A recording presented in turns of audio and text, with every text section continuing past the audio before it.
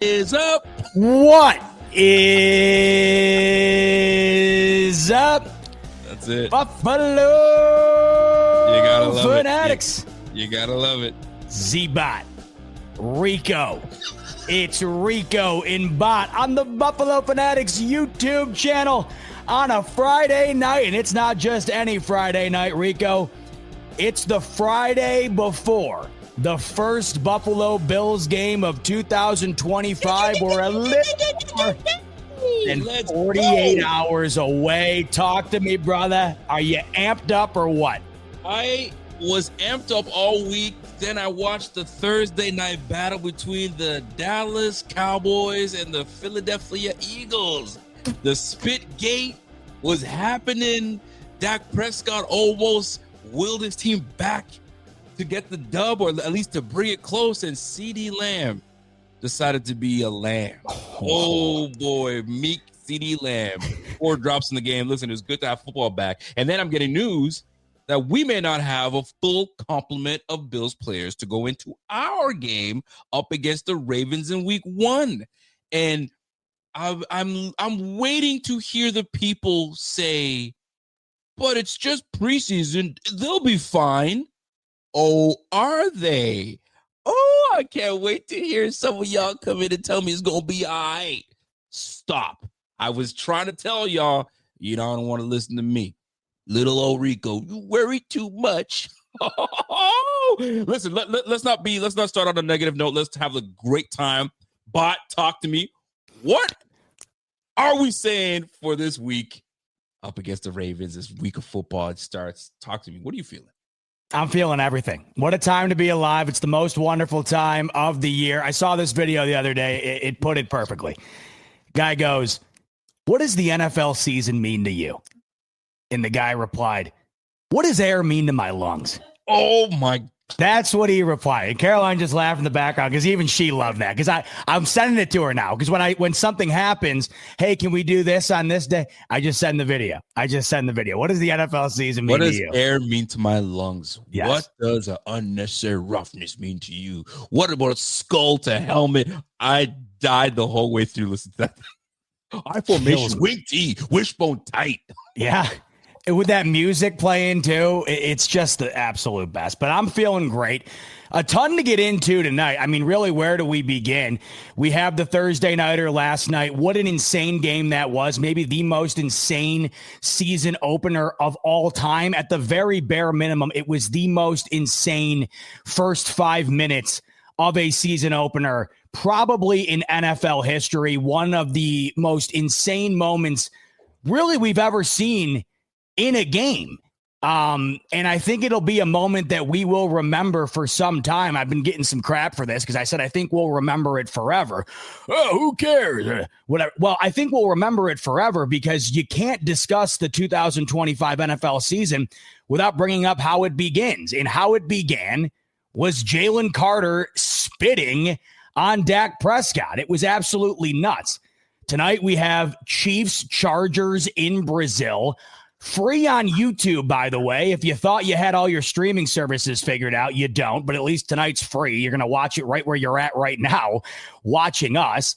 And then, of course, we have a full slate coming up this weekend, including our Buffalo Bills, who cap off Sunday night in Buffalo under the lights in the last home opener ever at the Ralph. So just a ton going on, a ton to talk about. But Rico, we got to start with what we saw last night because the football season was kicked off in Philadelphia, a banner-raising night at Lincoln Financial. That game starts off in the most insane way you could have possibly imagined because not only right on the kick do the Eagles suffer a potential season-ending injury to one of their special teams players, which thoughts to him, because could it just get any more unlucky than the first play of the year where the guy blows his leg out? You could see it in his face. He instantly knew, like, this is done. So following that up, before we even get Dak Prescott under center for the first snap of the season, he spits on the ground between his two linemen, which we didn't know about until about 3 hours into the broadcast after the hour lightning delay, which was hell on earth having to sit through that. But he spits on the ground. Jalen Carter, for whatever reason, approaches the huddle of the Dallas Cowboys, and with the sky cam draped right on top of him, spits on Dak Prescott and is immediately thrown out of the game. What were your thoughts on that, Rico? Because we were going nuts over here. I've never seen anything quite like it. He got tossed, and I think that might just be the beginning. It couldn't be worse for him doing that in prime time on the first game of the year against the Dallas Cowboys, who drive one of the biggest ratings in football. I got a feeling Goodell's going to lay the hammer. What were your thoughts when you watched that go down? Because it was wild. Listen, first and foremost, kudos to the cameraman on every angle that was able to slow that sucker down. Yeah. And it's been playing all over X and all social media. I don't know. You and I are Seinfeld fans. Mm-hmm. And the spit, the infamous spit. The first thing I thought of, it was a replication of that, Rico. It was literally that. It was absolutely phenomenal to see. But in all seriousness, there's things that are disrespectful to people, and spitting is one of the most disrespectful things you can do to someone. Even sometimes your own enemy. That you kind of, if you and I have something, we're gonna duke it out with fist and do whatever we need to do and go from there. But the spit, that tells me I got no respect for you. You are beneath me. You're beneath dirt. And you are going to take all the nasty bacteria out of my mouth right to you because I don't care. And say something. Say something. Disrespectful. And that type of stuff, that's the type of stuff that would make you and I, we're getting into it. Now, there is one beef that I do have. You're my guy. I consider you my guy. If you and I go out somewhere, you know what I'm saying, somebody's looking at you funny or whatever, or, you know what I'm saying, I'm not the type to get physical, but people that are for me, that's my guy, you and I are gonna have a problem. The minute I see spit or disrespect come your way, I'm not waiting to, what happened, guys? Did you get the camera? Where's their angle? Referee! No, referees he ain't gonna have time. I'm jumping in because that's my guy. That's my man's. You're not about to disrespect my guy. And no Dallas Cowboy in sight to, take up for the quarterback. Fam, I got problems. And that is where I stand with that, the disrespect and the lack of movement from the Dallas Cowboys dudes that are having the quarterback's back. You didn't have his back, but I didn't see anything. You didn't have his back. And that's a stain for me. And as a quarterback, and I look at my teammates, and none of y'all stood up for me. No, I got a problem with that. Now, I reverse the question to you. You saw the spit happen. You were just as confused as everybody else. What was your initial thought when you saw this happen? And what did you think was going to be the end result of that? Well, to touch on what you just said, if Jalen Carter did that to Josh Allen, Deion Dawkins would have put on a cage match style brawl right in the middle of the field. Deion Dawkins seems to love Josh Allen maybe just an inch beneath his own mother. It seems like I've never seen a player have that much respect for a teammate. Deion Dawkins to Josh Allen. He knows well and good that he has a job because of Josh Allen, right? His job is to protect Josh Allen. He's done a good job of it. That's why he's going to continue to have that job. They're at the level in which they're at in Buffalo because of Josh Allen. No one's more cognizant of that than Deion Dawkins. I have to imagine if Deion or Spencer Brown or both of them saw that, there could have been multiple suspensions involved because I don't think they would have had the rationale in the moment to do anything other than react. And like you just said, when someone disrespects you to that level, how could you blame retaliation? At the very bare minimum, getting in the guy's face, right? Nobody seemed to do that. I was awfully confused. I didn't know why he was going towards the line. Why he'd spit on somebody to begin with, though, is just, I can't even. How do you have the ability mentally to do that on the grandest stage in which they were on? That's what kills me. It's just, that's what blew my mind, right? I can't wrap my head around it. And if a Bills player would have done that, I would have been absolutely embarrassed as a fan, just because I don't think you can do anything lower, like you were mentioning. Like, it's just, it doesn't really get more egregious. I'd almost rather get slapped across the face, I think, than spit on by somebody else. I'll tell you this. I know you would not. You definitely wouldn't want to get that. You wouldn't want to get either, right? A slap against the, I think punch in the mouth. Don't slap me open hand, because that you clearly don't have respect for me. You gave me respect when you closed your fist. You know what I mean? I'm trying to put you down. But the slap, you just want to sting me and you want to see my reaction. Oh, we go get it all. But here's the deal. I think, in my honest opinion, as much as McDermott comes off as a meager, soft dude, you know what I mean? Not a hype guy, he's not a Rex Ryan. He's not like a Harbaugh type of guy. You know what I mean? He'll do his thing. But I don't think McDermott would have had any issue if somebody did that to Josh Allen and Dion and Spencer Brown and whoever jumped in and handled Jalen Carter right then and there. I think McDermott would have been like, yo, I'm disappointed, but I'm happy they stood up for his guy. That's how it should have been. That's how the Dallas Cowboys should have handled it. As quick as it happened, that's true. Everybody must have been confused. But the minute Dak was like, yo, you spit on me? No, my hands are on you immediately. But it is what it is. It's done and over with. The game wasn't actually a good game. I got to give it to Dak Prescott and these boys. They really kept it tight. Listen, the league is open. The Eagles the Eagles didn't look like the big bad team that they were last year. I mean, I know it's week 1. I totally get it. Not everybody is, oiled up and ready to go. Yo, the league is pause. Yeah. I caught myself in my mind. I was like, nobody's gonna catch that. But Bot's like, no, you better pause on that. Pause. You were gonna say pause yourself, and then you said something else. Because you did stop. You did stop for a second. I got caught. Yo, these boys are gonna be ready to go. Thanks for catching you on that. Sometimes you got to tell your mans, yo, you out of pocket. But that being said, I'm excited for the league. I think it's wide open. Like anybody can get it, and that's exactly what's gonna happen. So week 1 is huge. Week 1s are so important for me. But I got to be real. I'm not as confident going into week 1. I'm not as confident. No, I don't want to get away from the Dallas Cowboys game, but I'm not as confident. I mean, I guess we could, but I don't know. Fan chat, talk to me. Are you as confident going into week 1, knowing what you know, hearing what you've been hearing, seeing what you've been seeing all offseason, witnessing the signings to the practice squad and all of that? Can you honestly stand up to the mic and say, I insert Bills fans' name and absolutely confident that the Bills are going to come in week 1 and wax the Ravens? Can you? Bot, talk to me, man.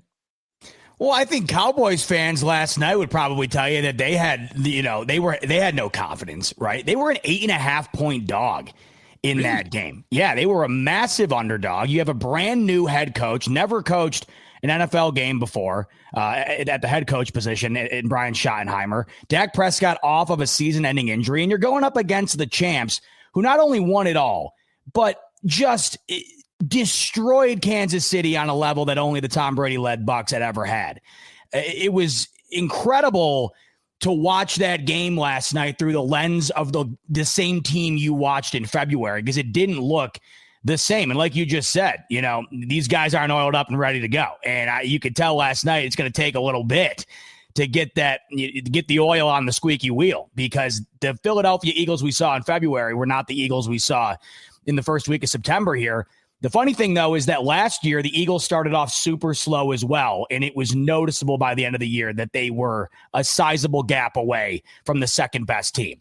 So we'll see what happens. Throughout the year, of course, everything changes. What you see right now is not indicative of what you'll see even a month from now. I thought the Dallas Cowboys, though, they looked good compared to what I expected. I thought Dak Prescott looked really good. I don't know if anybody else noticed. His throwing motion looked significantly different. It almost was like he was lofting it, but he played an extremely well game. Back to the spit thing real quick. I had said that I thought that finding out that Dak Prescott spit first was a major development. And you should see my Twitter mentions. Oh, so you're saying that it's justified? You're saying that Jalen Carter should have spit on Dak? I don't understand how people discern certain conclusions from statements that do not say anything close to what they're interpreting it as. My whole thing was it provides context. At first, we thought Jalen Carter just walked up to the huddle and spit on him, right? For no reason. Now we know, Jalen Carter thought Dak was spitting towards him, and he went and did it. Does it make it right? Hell no. Is it 10 times worse than what Dak did? Hell yes. But you have some context. It would have been infinitely more what the hell if he had just walked up and done it unprovoked without thinking anything had happened. But it was a weird way to kick the year off. Some might say that it was unprovoked because Jalen was just like, listen, it's like, you know, that meme where it says nobody, and then the next thing, here comes Jalen Carter. Nobody asked you to come over here. You're the one who came over here trying to be that dude and trying to amp everybody up. Yo, it's week 1. Everybody's already amped up. You ain't got to do all that. Now, Dak, on the other hand, you could tell he wasn't trying to spit at him. Now, was there a little ish talking afterwards? Like, yo, I wasn't even trying to spit. And Dak even said it. I was in the middle of trying to explain. Yo, I wasn't even trying to. Yo, what? Yeah. Are you kidding me? Out you go. They were definitely jawing, though. Dak was like visibly grinning at him. I think I understand why Jalen Carter thought he did that. Once again, does it justify it? Not even close. I can see where he thought he had done that, you know? Jalen Carter's already got a few screws loose. Clearly, you could tell he's got a few screws loose, or the light bulb ain't tightened up a little and not enough. You know what I'm saying? Because that thing is flickering in and out. Bam. You almost cost your team a week one L, right? And they had a game plan for you because they knew that you could wreck the game. And now you let the Dallas Cowboys feel like they're in this, and they actually were in this until CeeDee Lamb started dropping the football left, right, center. But that's a whole nother ball game. But yeah, man, suspension though. I think he might get away with one and not get suspended based on the Dak spit. So we'll see how Goodell wants to do. Well, that's why I thought it was a major development, because now you got people looking at it differently, even though they might not be any different at all. No doubt. He also served a game suspension last night. That's going to serve, of course, as a suspension. Ooh, I think he's going to get an insane fine, though. I think he's going to get a massive fine. What's massive? 100,000? I don't know. I'd have to look up what the highest is. I'd have to imagine whatever the highest fine you can get for in-game conduct, it'd have to be near it. I think it'll be 25K because teams get fined. That seems light. 25K seems light. I mean, shoot, that it's first offense potentially. I think that factors into a whole lot of things. I think he'll get off light, and Dak spitting is what's gonna settle things up. And then now the week 2 they'll be ready to go. And Jalen Carter, he learned valuable lesson learned. Wasn't it unreal though?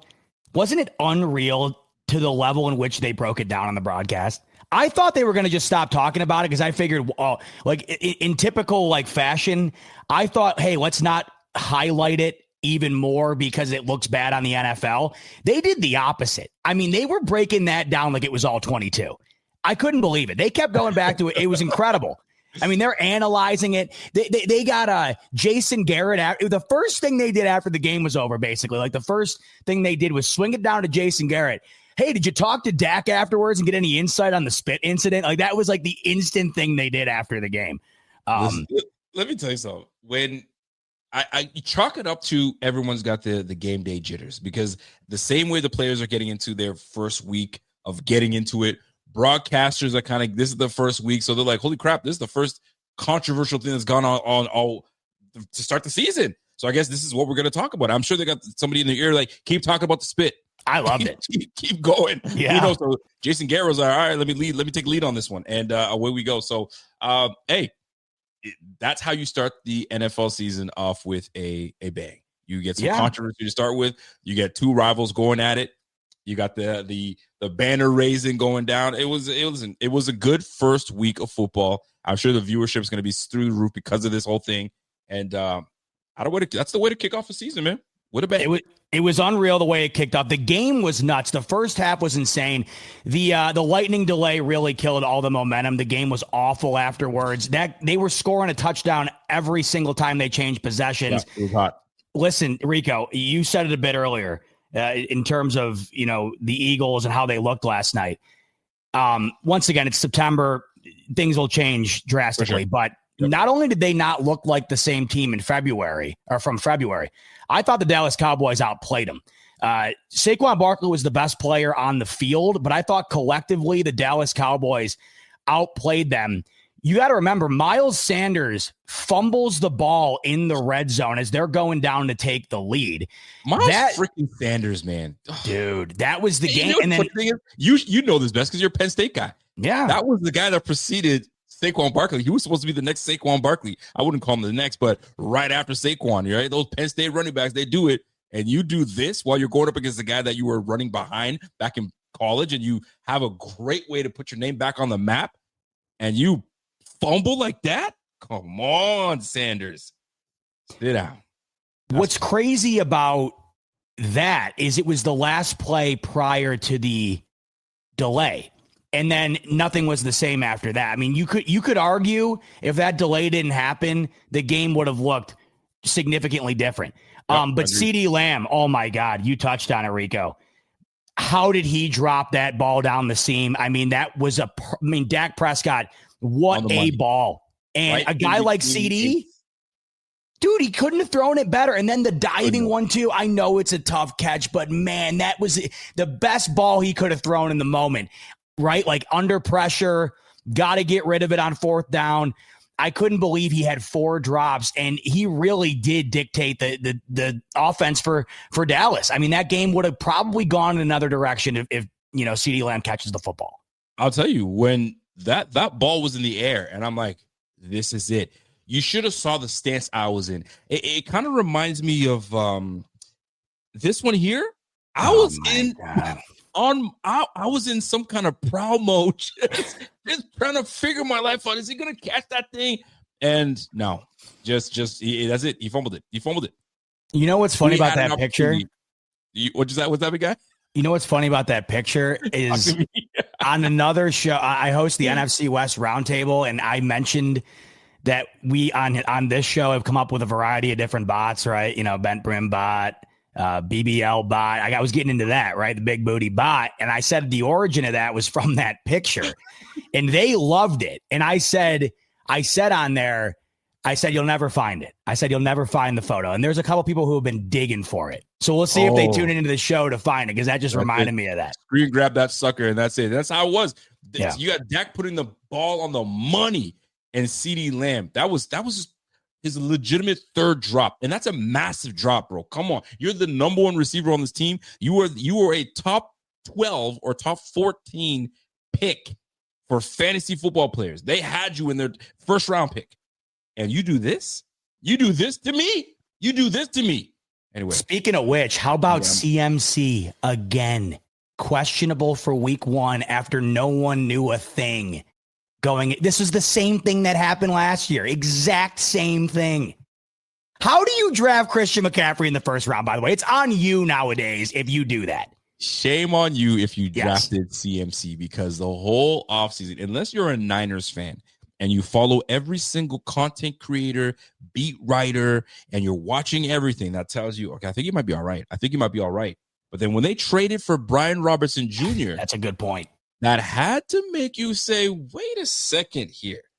I mean, I think Merritt, Jaworski Merritt, I believe is. I know he's nice, but was he nice enough to remove Brian Robertson Jr. off that roster to bring him over to San Francisco? So whoever drafted Brian Robertson Jr. and thought you were actually drafting Bijan Robinson, you're like, oh, you freaked out. You might have saved yourself. Brian Robertson might be getting a start. CMC having what are the odds? I mean, you got to think, dude, at this point, Rico, like how can you ever be this? I think it's chronic. Obviously, it is chronic. I mean, there's no way.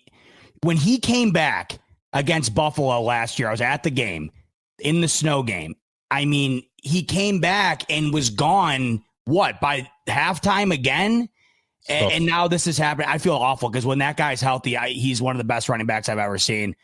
It's awful to hear because I hate to see the players of our generation suffer injuries that they just cannot find a way to get over. Once again, speaking of first round draft picks, by the way, though, in fantasy, rough night to have AJ Brown last night. Eagles win that game, by the way. We keep talking about it as if they lost. They did win. They are 1-0. Right. Saquon Barkley, you saw the value of him and you saw the value of Jalen Hurts' legs last night. That's what won him the football game. 1,000%. 1,000%. Because if you look at what he did in through the air, I think the Dallas Cowboys did a really good job with, containing. Even Kyrie Elam was getting in there. I'm not saying he had a good game, but even Kyrie Elam wasn't looking as horrible until he gave up that big old reception to Jahan Dotson. But for the most part, they kept these guys in check. And AJ Brown listen, you can't be the number one receiver on your squad and you getting no targets until the fourth quarter. Are you kidding me? Trayvon Diggs had you locked up like that? Kyrie Elam had you locked up like that? Bro, I don't want to hear that. I ain't trying to hear that. But what I am trying to hear is about these injuries. Well done. Buffalo Bills. Give yourself a bow. I know you're very critical of yourself on your that was very well done. Good for you. Well, I was gonna bite off the transition when you were talking about injuries. I was like, speaking of injuries, but you know what? Yeah. This was the best way to do it. But things that we need to talk about are these Buffalo Bills and these constant injuries that keep popping up and not going away. It's not just about the injury, folks. It's the injuries that don't go away and they linger. And the coaching staff just sit there and play in your face and like, oh no, he'll be fine. Oh, he's just week to week and he's getting better and he's this and that. Well, ladies and gentlemen, I'm gonna tell you something. When we're looking at the injury report, let me break a little something down for y'all. It's not looking good. It's not looking good, ladies and gentlemen. Let me share my screen real quick. Actually, Body, you have your screen up, right? Oh no, you know what? Let me get my screen in there because you already have something on there. So, folks, I'm not pleased. I can tell you right now, I am absolutely not pleased with what I'm seeing right now, ladies and gentlemen. When you're looking at the Buffalo Bills and their injury report, kicker, our guy, drafted kicker, paid handsomely well on his second contract. Tyler Bass has been dealing with a groin / hip / pelvic soreness injury all offseason. We brought in kickers. We let go of kickers. We thought he was healthy. He plays in the preseason game. He goes 1 for 1, I think 2 for 2 in the preseason. I think he missed an extra point or missed something. And here we are thinking that we're getting a healthy kicker going into week 1 against the Ravens, a big critical game, and we're sitting here putting him on injured reserve, a kicker on injured reserve. Are you kidding me? He was limited on Wednesday, did not practice on Thursday, and then they said, you know what? You're done, bud. You're on the injured reserve. We don't get him for 4 weeks. Ladies and gentlemen, our kicker is out. One of our guys that we depend on to put points on the board for us, to help us sustain leads, out. Let us continue. You got Christian Benford dealing with a groin injury, one of the worst injuries to have as a defensive back because you've got to open your hips up. You've got to backpedal. You got to stop and go. Christian Benford, limited on Wednesday, but he had a full participation on Thursday and on Friday. Will he be ready to go as they say he is? We shall soon see. But those things can flare up real quick. Keon Coleman, healthy all offseason, and then now you pull up with this groin injury at the worst time. Limited on Wednesday, limited on Thursday, full participant on Friday. So I guess you have to have that full participation in order, to get that really ready to go attitude. Elijah Moore hasn't done a damn thing. Personal, he didn't practice. He's a full participant. We'll see how that plays out. Khalil Shakir has been full all week. We look good. He looks good.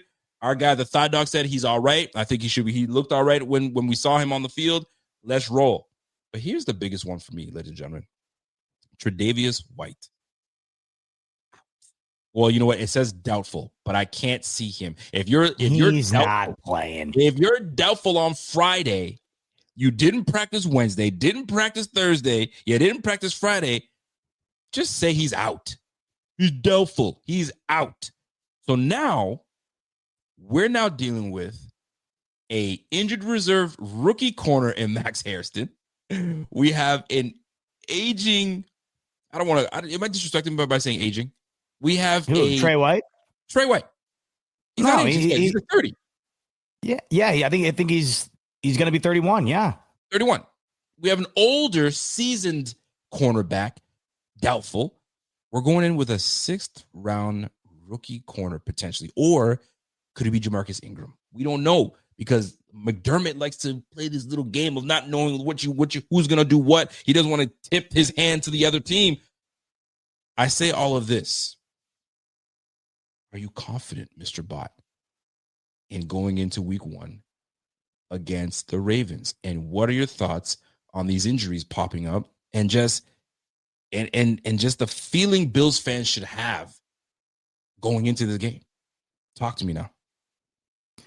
Well, let's touch on Tyler Bass first, because this is an awfully interesting one in that he went out and kicked in the 3rd preseason game. How is that not an indicator to everybody that he's going to be good? I mean, that's how I read it. How could you read it any other way? 3rd preseason game, he's out there kicking. We didn't hear much of anything about this injury. Like, we didn't really get a whole lot of detail. Then he's out there in the 3rd preseason game. I think it would be safe to say you're anticipating he'll be ready a couple weeks later to play. Now he's put on IR. That's going to be a month at least. Matt Prater, ladies and gentlemen, get ready for a 41-year-old kicker to potentially be relied upon to win a football game or two for these Buffalo Bills over the next month.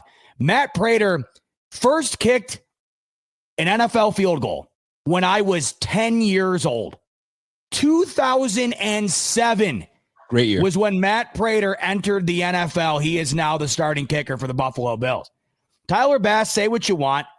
He was huge last year, right? That 61-yarder against Miami. I thought he had a way better year than people were willing to give him credit for going into the year, right? There you go, Koala. We're on the same page. I mean, this time last year, we were having the conversation, who wasn't? T-Bass. Like, how worried are we? Whatever. I don't think we really talked about it much throughout the season last year because it just didn't seem to be a concern. This could be a major development for the Buffalo Bills in terms of how you view them in tight situations. I think luckily for Buffalo, Sunday's the only game I have on my list here over the next month where I anticipate this game coming down to the wire. Now, I could eat those words. I don't think I'm going to. I hope I'm not going to. But you'd much rather have T-Bass out there on Sunday than not, and you don't. And you're not going to not only are you not going to have him Sunday, you're not going to have him for a month. If anything, I don't think anybody would be like, oh, what? This came out of nowhere. If it was said that he wouldn't play this week, the fact that he got put on IR, Rico, after playing in that 3rd preseason game was extremely shocking to me.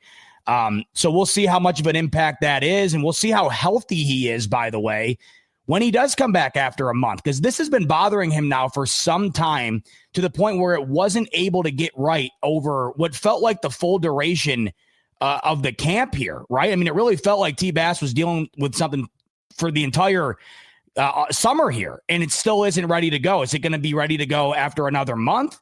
Well, I guess only time will tell. And if he is out there ready to go, how healthy is he really? Especially in the second half of the year, Rico, when you have the big boys, right? The big games, the Eagles, the Chiefs, the Bengals. Those are when your primary games are, your seed swinging games. And they're going to need the leg of Bass the most. You're talking about the corner position, though. Talk to me. That's the one I want you to hit on. Yeah, because obviously that's the most pertinent to, I think, the way we're going to view the Bills defense and how much they ascend compared to last year. That was a glaring issue, obviously, going into the offseason. There's a reason why Maxwell Hairston is drafted in the first round. Everybody knew. I mean, hell, even in our mock draft, Pierre had the Bills taking a safety. Everybody knew priority one was somewhere in the secondary, depending on where they were going to go. It felt like corner inevitably throughout the offseason until we got to the draft. They go with Maxwell Hairston, as you mentioned, really early into camp. He gets hurt. He's on IR.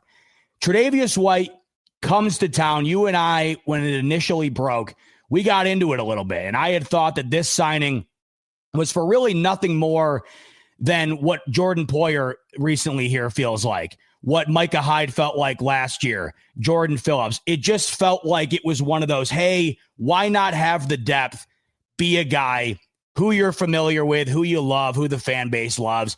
The pickings right now are not great. Why wouldn't we rather go with a guy that we know and love that as opposed to some other veteran who's sitting around who might have a similar quality of game left? That wasn't the case, though, when Tre'Davious White came to town. And this is what's such a bummer about this, is that when he showed up, he showed out. He was playing his best football over the last couple of years in camp here. I think a lot of it had to do with him being back in Buffalo. I think it meant the world to him. I think it really rejuvenated him. And you were seeing that out on the field. And when Maxwell Hairston went down, it was Tre'Davious White stepping up. And you were starting to feel good about it, Rico. Even though you were not feeling great about the idea that Maxwell Hairston, your first-round draft pick, isn't going to be available, you were feeling good about the fact that Tre'Davious White was looking as well as he had during camp. And now this. And this is yet another guy who unfortunately cannot avoid the injury bug, and I feel terrible for him. You see how hard the guy works. You see how much he wants it. You see how much he wants to be great. And some of these guys, for whatever reason, it sticks to him like a magnet, and it's the worst thing in the world. Luckily, this doesn't seem like something that's going to be an extended period of time in terms of his absence, but I thought he was going to play this week. And then we got to this past week, and it seemed more and more likely he wasn't, and now it seems inevitable that he's not going to. Now we're down to the depths of the depth chart. There's a reason why it's called the depth chart, and you're down deep into that depth chart right now. And you're looking at it, Rico, and who's it going to be, right? Is it going to be Ingram? Is it going to be Dorian Strong? It seems people might be leaning towards that. The other thing, too, here that sucks is that not only is it cornerback 2, which you've already had worries about for months, your top corner, maybe one of your best defensive players in Christian Benford is not 100% to the point where he was teetering on the edge going into this game.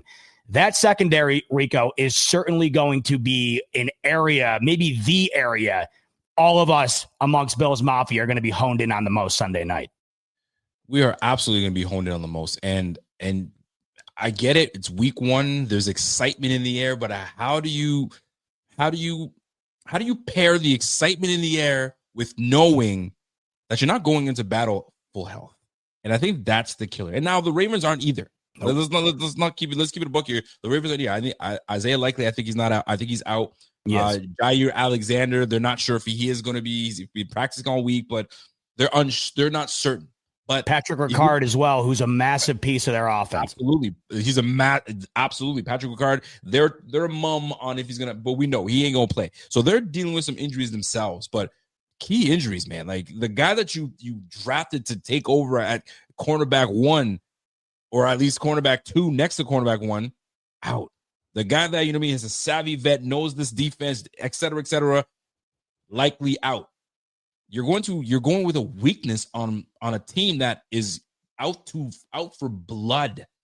The Ravens are absolutely out for blood. And right now we are bleeding in the water. They're a shark. They're bleeding in the water. Now I might be being a little more, some might say I'm being a little too much. I mean, slow down, Rico. You're being a little too much, but I just feel it. So I'm not confident in it. However, we weren't sure what we were going to get out of Christian Benford. 6th round. We're going to get Christian Benford in here. We're going to see what he does. But Christian Benford was showing us something in practice along the way. So we weren't sure what we were going to get, but there was a bit of upside. Dorian and Ingram, we've seen them give us some upside. So we can't poo-poo on it too much. Maybe they come in and next man up mentality, and they've got to come in and handle business. But starting the league year with big dogs down, it's not ideal. But listen, that's why we have 53, like you said. That's why there's depth. We're deep into the depth. We're deep into the abyss. But we got to bring somebody's got to come out there and handle business. Hopefully, one of these two young guys come in and hold down the spot. And one other thing to factor, too, and we're talking about the defense, is Cole Bishop. It's your time, right? Cole Bishop, it's the time in which we see a second-round draft pick go out there and prove why he was drafted as high as he was. And I know McDermott's high on him. I know the team is. I know he hasn't been able to stay healthy. Theme of the conversation here, hasn't had the reps in which you would be comfortable putting him out there in a game like this to your fullest extent. But he's going to be out there too, right? So you're going to be down to the deepest parts of your depth chart at cornerback, at cornerback. On the other side, you're going to have Christian Benford out there, but not 100%. Yep. Then you're going to have Taylor Rapp out there as well without a whole lot of reps during this offseason. But Rico, There's a silver lining in everything. Is there? Right? There's a silver lining in everything. Talk to me. And obviously nothing positive can be said about the injuries and the back end. There's just no benefit to that. But what it allows us to focus in on and what it allows us to see in terms of, hey, is this going to be what we're hoping it's going to be? Is this going to be what we want it to be? Because if it does become this, is this what we've been missing? Is this what's going to get the Bills over the edge? And that is the defensive front. The defensive front is one of the areas this offseason that I, in particular, have been the utmost excited about. It is, injuries or not, was always the thing I was most excited to watch on display going into the season. And you're not going to get a better opportunity to showcase what you got than against the Baltimore Ravens, Lamar Jackson, Derrick Henry, that offense. This is going to be where the potential silver lining could be, Rico. Will the secondary not have to be carved up because Lamar is having a tough time, keeping a clean pocket? Is Lamar having a tough time in terms of being given time to throw the football? One of the best coaching nobody, I'm just going to say it. Nobody's coached against Lamar better than Sean McDermott. I don't think. I think Sean McDermott has done an exceptional job scheming his defenses up against Lamar Jackson.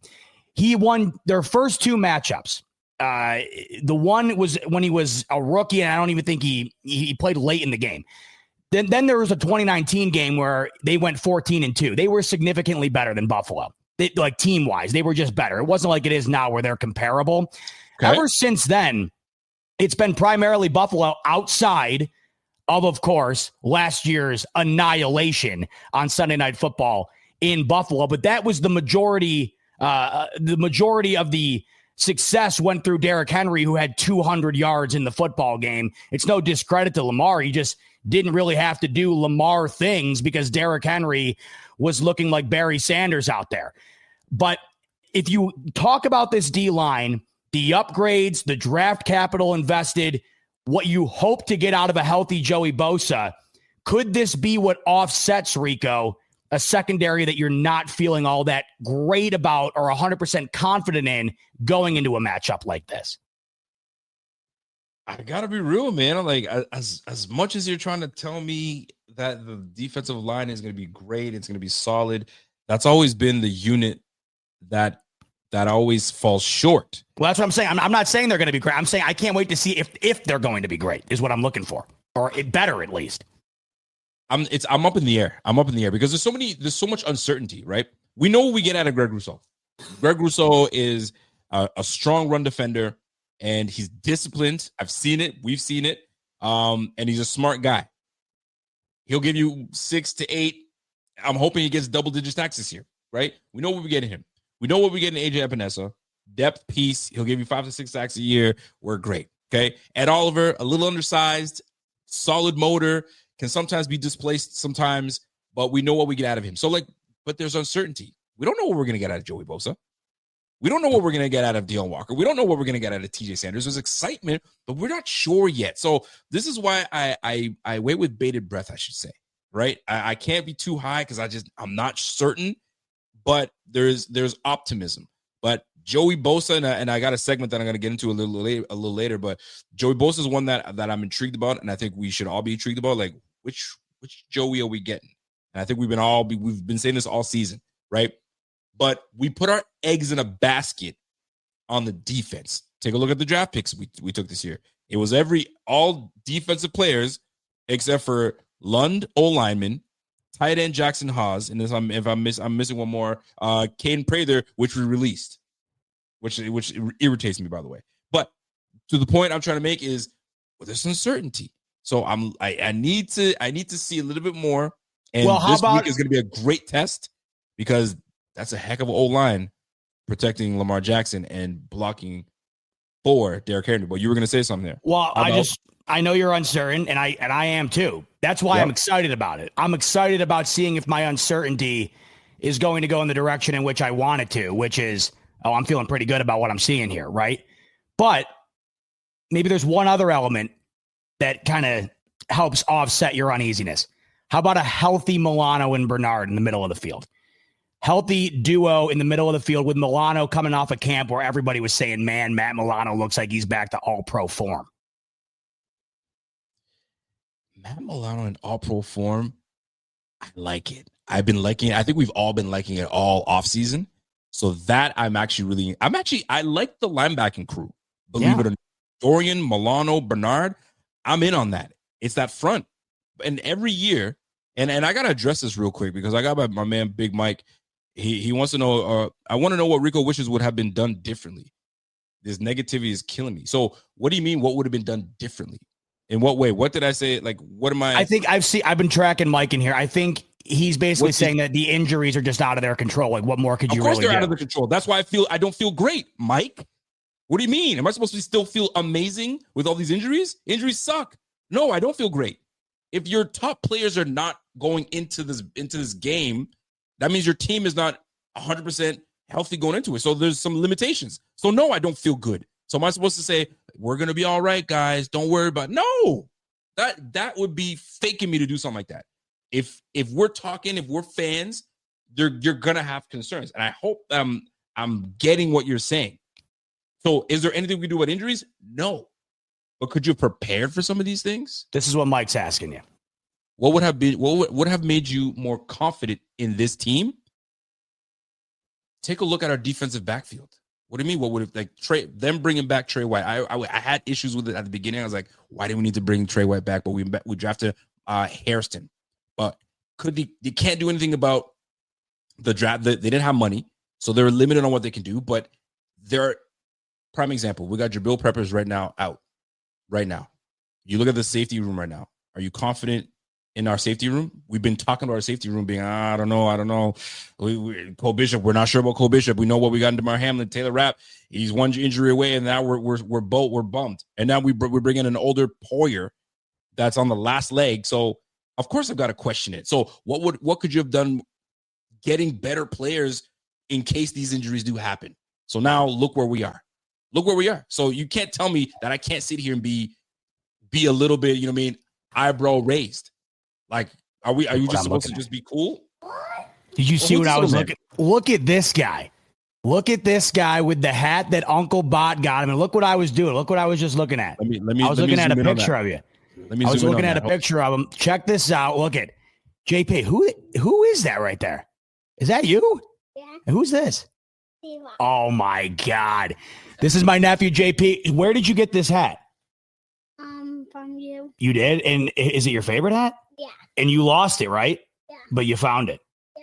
Because what did I say I was going to do if you didn't find it? I said I was going to throw you in the pool 70,000 times. So you did find it, which is good. This is the newest member of Bills Mafia. How many days till the Bills start? 3. 2. Yesterday was 3. You were close. You remembered at least. My guy. Growing up, he's going to be a big time Bills fan. He already is. He's very excited. You got to get loves him the hat, skull. And he loves the YouTube. You're on YouTube right now, JP. What do you think about that? Fun. Is that insane? I love it. By the way, this is my friend Rico. He says hi. He's got to get his voice raspy like Uncle Bot. He'll be all right. Yeah, he said you gotta get your voice to sound like mine. What does my voice sound like to you? I don't know. I don't either. That's probably the best way to put it. But what do you think? What we'll be doing? You'll be doing this someday, right? At some point. Yeah. All right. My All right. My boy. JP says hi. What do you think the Bills are going to win Sunday before we let you go? Yeah. All right. Good boy. Good My boy. guy. All right. I'm going to come see you in a second.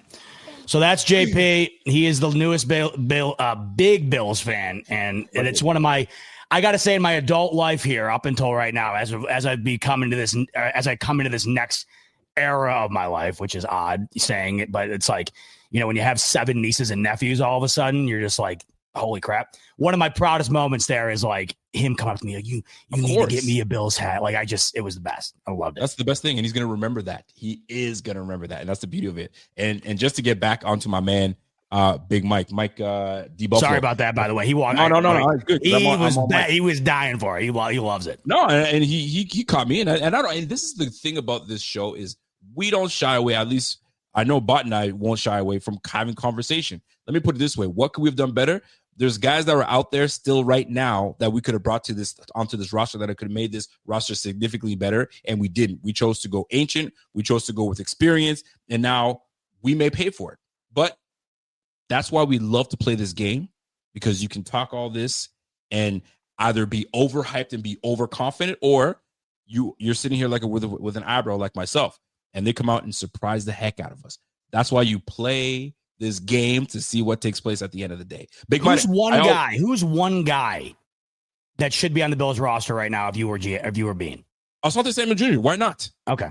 That boy can play. He can play. I just don't understand what it is. There must be something absolutely wrong with this guy that he's why is he not on a roster then? Yeah, I don't get it. So they're clearly staying away from him for a reason. Jabril Peppers is out there right now. Simmons is out there right now. But they said, nah, we good, bro. We good. Okay. So we about to find out how good we are. But anyway, it is what it is.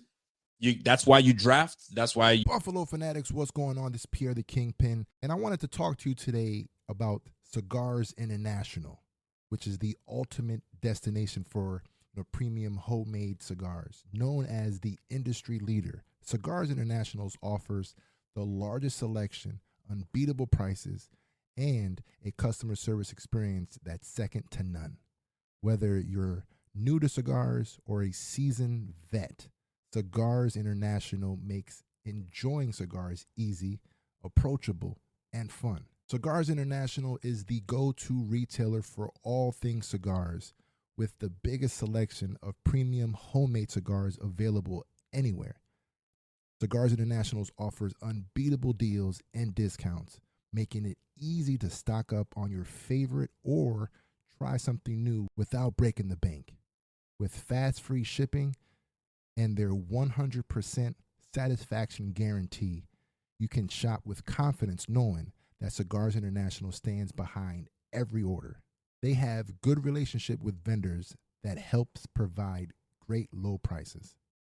Whether you're new to cigars or a seasoned pro, Cigars International makes it easy to find the right cigar with helpful guides, staff reviews, and expert advice. It's not just about cigars. Cigars International also offers a wide range of accessories and more to elevate your smoking experience. Check out the great deals every day at cigarsinternational.com. That's cigars, CIGARS, international.com. Use code FANATICS at checkout for 20% off your order of $50 or more, plus free shipping. Or visit www.cigarsinternational.com/fanatics, and the discount will automatically apply. Again, use code FANATICS at checkout for 20% off your order of $50 or more, plus free shipping. Or visit www.cigarsinternational.com/fanatics, and the discount will automatically apply. You bring teams. I know we were limited on money, so you can't just sign everybody you want to, because then the whole league would be like that. So you got to work with what you got. But I feel that we could have gone some direction to get us a little younger in the position, and we'll see. But I mean, listen, what do I know? I don't know what's going on with these players that are not being signed right now. Maybe they want more money. Maybe it's a financial thing. Who knows? But it is what it is at this point. Big Mike, I respect you though. I love a debate. I love conversation. But here we are. We are going into this game a little bit of depleted at the cornerback position. And so Will Harbaugh and Lamar Jackson pinpoint and take advantage. Did you see Adoree Jackson yesterday? The freaking Dak Prescott and them boys took full advantage of Adoree Jackson. They knew it and they attacked him. I could totally see Lamar Jackson doing the same to our guys. So I'm skeptical. My eyebrows are raised, but I'm hoping I have hope. I do have hope. So we'll see. We'll go from there. Well, with that in mind, Rico, we're talking about, could Lamar Jackson do this, right? Could he have a huge day through the air? Will it be another great day for Derrick Henry like it was in the regular season against the Bills last year? Or will it be closer to like it was in the postseason? Let's make some picks. Let's do it. Let's head on over to our friends at Sleeper and make some picks, because this is one of the best ways to get in on the action outside of your status quo. Like, like fantasy. Well, you just did your draft, by the way, through Sleeper, which I did as well. Last night I had Jalen Hurts. I was feeling pretty good about that. But Sleeper, best fantasy app, bar none. But they're way more than just a fantasy app. Sleeper not only has fantasy, but they are also a real money gaming app focused on bringing people together with over 6 million active users since 2023. One of the features they have outside of fantasy is the picks feature. So let's go through and make a couple picks. You stack them together, the odds boost up, and from there, you can pay out some crazy, crazy bucks. So let's build a Bills one real quick. You mentioned Lamar. Let's see what his number is on here.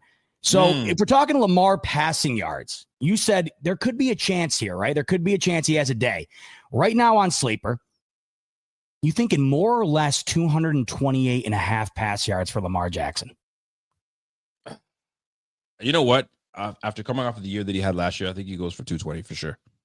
So you're thinking he gets at least 229? Yeah, give me over. All right, so it's more on Lamar Jackson on 228. Let's see what I want to see what Derrick Henry's number is at. Because you know what's weird about the Bills against Derrick Henry? They've done really well against him, but there are 2 games in which he literally looked like Jim Brown. Had almost 150 yards in one game, just a yard shy of 200. Crazy. In the game in the regular season last year. Let me see if I can get his rush yards, because I'm wondering which way it's going to go. It will not go the way it went in the regular season. 78. They're going to say 78, more or less than 78. 81 and a half. You were off. 81. Okay. All right. Yeah. What do you think? More 81. Or less? I say more. I say more.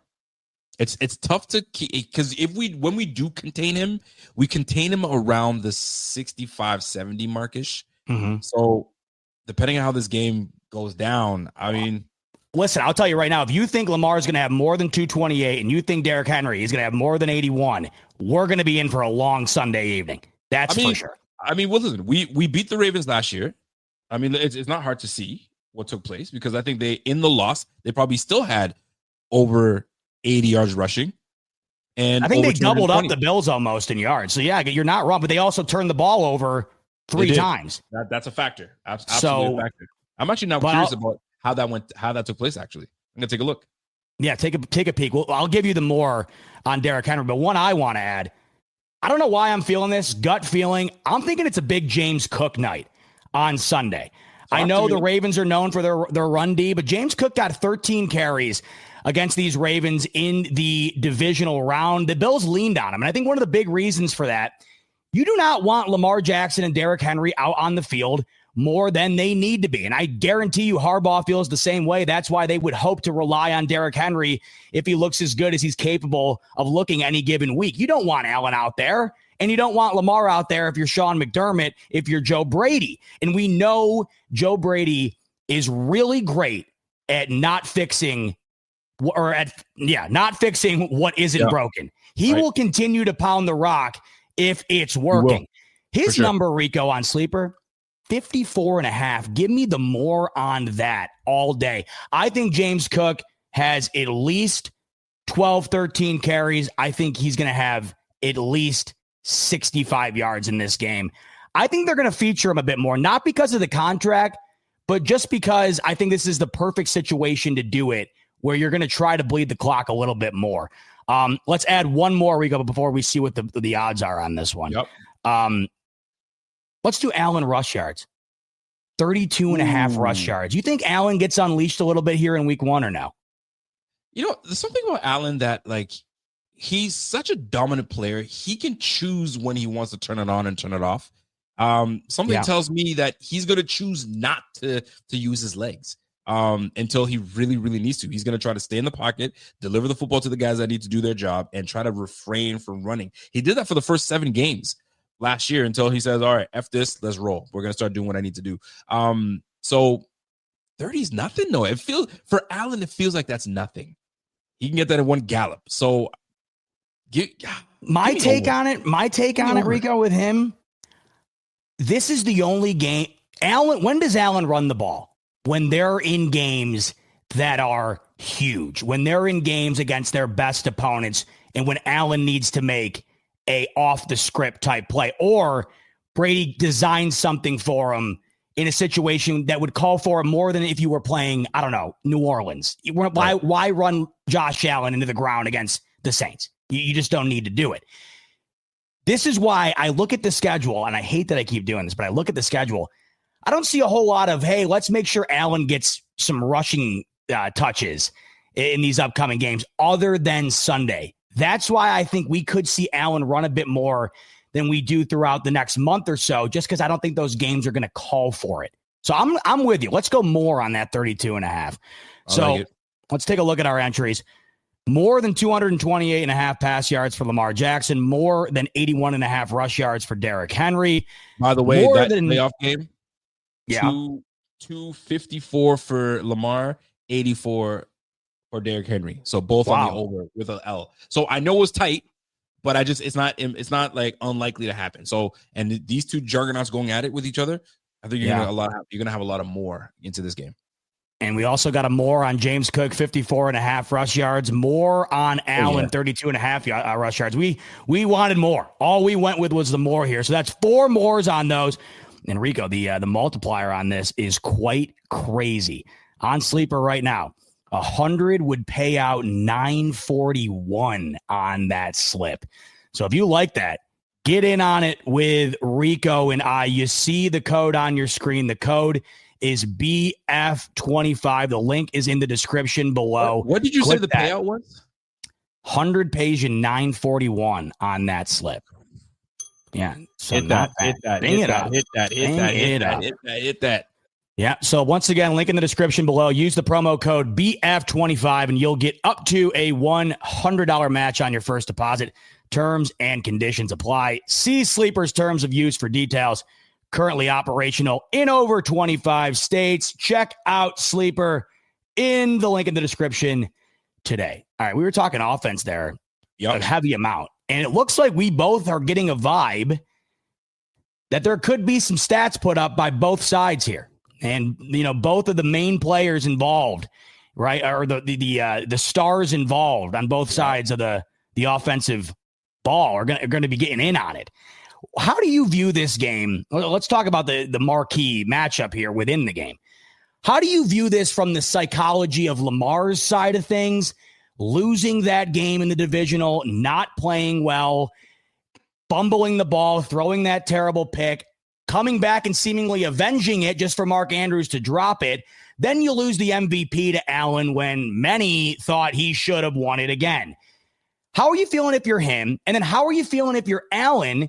You won against Lamar in the divisional. You won against Lamar in the playoffs prior to that, the last time you saw him. And you won the MVP. You married Haley Steinfeld. You're on every commercial known to man right now. You're feeling good. Break down to me how you're feeling about these two guys coming into this particular game. Not this season, but week 1. So two different ways of coming into this. I'm going to start with Josh Allen. Josh Allen gives me the impression that what was that last play that took place? It was last play. I forgot about it. It's not happening. What took place? I got no idea. So what took place last year was last year.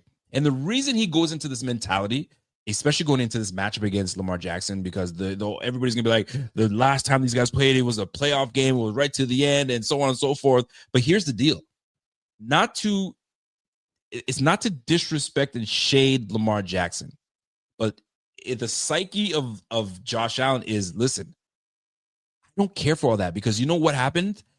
We won against Lamar Jackson and I've lost 4 straight times to Pat Mahomes. Yeah. So what took place that game? I could care less. My goal is to try to win this damn Super Bowl. So it's just another game for me. It's just another year for me. And it's week 1. I get excited for week 1. Lamar is one of the best in this game. He's probably going to be a Hall of Famer. These are words coming out of Josh Allen's mouth. So he doesn't go into this game where like, I gotta defend this dirt. This is just another game. That's on the Josh Allen side because he knows the bigger accomplishment is getting to the AFC Championship and not only getting there, but winning it and going to the Super Bowl. But he's been denied 4 times. Denied by the one quarterback that's just in his way as Pat Mahomes. So small fish, and I don't want to even call Lamar small fish because I'm a big fan. Lamar's one of my favorite players. Small fish, big fish. That's what I'm trying to get right now. Now, Lamar's side is I keep losing to this guy in the playoffs. Bro, I'm sick of it. All I've been hearing is about these Buffalo Bills, and they're the favorites to go back to the Super Bowl. And Josh Allen got married, and all I see is this guy all over the place. I'm sick of it. And my playoff record, it blows. I need this. But Lamar has a little bit of what Josh Allen is. That was last year. I'm sick of losing. It's this year. But don't talk to the rest of his teammates because they are motivated as ever to show that we are capable of beating this team. No different than when the Bills week 1 faced off against the LA Rams. They were the defending champs at the time. We're like, bro, we're about to go in and whack these guys to show them what's really good. So and Ravens, and buddy, did they ever, right? So these Ravens going into this game, although it's a new year, but they still got that nasty taste of loss in their mouth from last year. So they're about to go make a statement, especially under the bright lights Sunday night. Everybody's watching, and this was a big game last year. Lamar's looking at this like, yo, let's start off with a bang, and let's get this thing going because we ain't gonna go and fall into this hole that we were in last year. Don't forget what the Ravens were at one point. Were at 0-3, or they were a 1-2 at one point. To the point where, like, when they came up and played us week 4, I can't recall. That was a must win for them. They needed that because if they fall into a hole in the North, that's a big, huge problem. So the psyche for both these guys is Josh Allen's this is another game, another day, another play. So I could care less because I got bigger plans, and that's the Chiefs that keep freaking getting in our way. Lamar is like, you're in my way. So I need to get you out of my way, and I'll see you again, but I got to set the tone right now. That's the psyche that I see from them. Now, I'm going to reverse it. And I want you to start with Lamar first. What's Lamar? How do you think Lamar's coming into this game and coming into this matchup, having this whole offseason go around what felt like the year or the offseason of Josh Allen, because that's all you heard about him getting married and all that stuff. So how does he go in and attack this game on Sunday night? I think Lamar Jackson is as motivated as ever. I think we're going to get the best version possible of Lamar Jackson on Sunday night. I can't see a reason why he wouldn't be. I don't see how he couldn't possibly go into that game being the best version of himself for all the reasons you just mentioned. I think, Josh Allen, you said it. There's really nobody better at compartmentalizing the success that he's had. Yeah, I'll preface, no, he hasn't won a Super Bowl. I get it. But Josh Allen is great at just moving on. He never seemed to really care about the MVP. All he cares about is the Super Bowl. All he cares about is the next crack at getting towards that Super Bowl. So because of that, he's not going to be looking back at last year with rose-colored glasses. It's in the past. It's in the rearview mirror. With that said, as motivated as Josh Allen's going to be to try to get the 1 seed for the first time, win at home in the last ever home opener, get off to a hot start, just all the reasons you can list, and there's an infinite amount of them. The one thing he can't replicate is the one intangible Lamar Jackson has going into this game, and that is the rage of defeat to the opponent. How we feel going up against the Kansas City Chiefs, it's not to the same degree, but the Baltimore Ravens are feeling that right now with the Buffalo Bills. Their fan base is feeling that. It's not the same at all because of the amount of times the Chiefs have beaten Buffalo. But the last time the Baltimore Ravens and Lamar Jackson were on the field, they lost in the same place they'll be playing on Sunday night. And the last time we talked about these two quarterbacks in the same breath, it was Josh Allen winning the MVP over Lamar Jackson. He has that additional fuel that you just can't replicate. It's quite literally a fossil fuel, Rico. You can't create it. It has to just come from within, and it has to be there, born from experience that you just can't replicate. And that's why I think that these guys, including Lamar Jackson in particular, are going to be as motivated and fired up as they could possibly be. I think that with Lamar in particular, though, it's felt as of recently here that he has fallen down the totem pole a bit in terms of how the rankings are going down as well. I don't know if you've noticed this, but it often feels like Allen is consistently brought up more than Lamar. You turn the TV on, Rico, you Yup. have an infinitely better chance of seeing Josh Allen's face than Lamar. These are all additional things beyond the things we already know, the divisional loss and the MVP.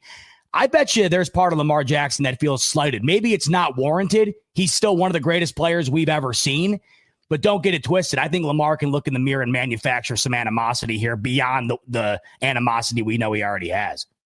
I think I'm going to agree with you. And that's what I meant by like, it feels like it was the offseason of Josh Allen, because you turn on the TV, it's Josh Allen in a commercial. Josh Allen's got teriyaki peanut and buffalo freaking avocado and whatever the heck Snickers sauce he's got. It feels like it was the summer of Josh.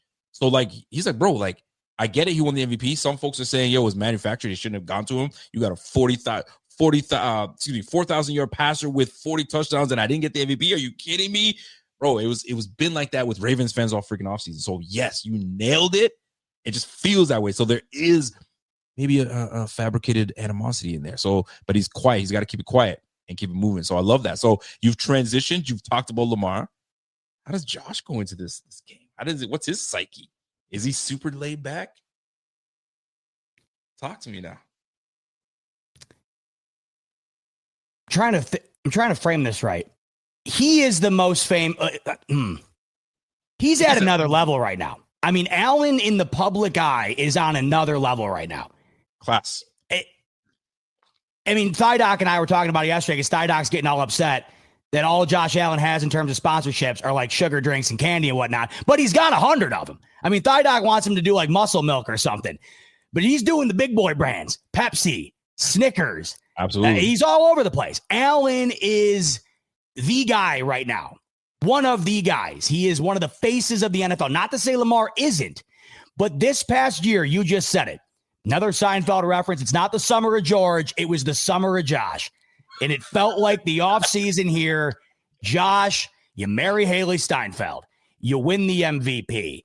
You get a gazillion different brand deals. You're on Hard Knocks. There was an entire episode of Hard Knocks seemingly dedicated to the love affair that Buffalo has with Josh Allen, that everybody seems to have with Josh Allen. I say all this to go ahead and say, I don't think it matters to him at all. I don't think it matters to him at all.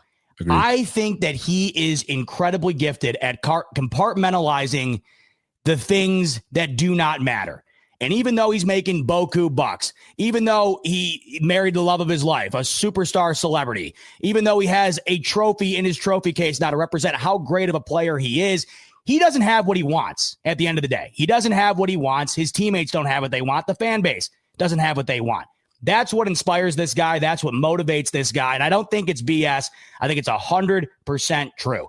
You're going to get the best version of Josh Allen you can get on Sunday night. That's the last home opener in that stadium. He knows what that means. He knows what it means to the fan base. And you mentioned it earlier. In the grand scheme of things, as much as I love talking about the success that they've had with Allen and McDermott and Bean, they have accomplished nothing in terms of the grand scheme of things. They have not accomplished what they want to accomplish. So even though last year was a great year, even though they got to the AFC Championship and were a play away, it still was a failure in the eyes of Josh Allen.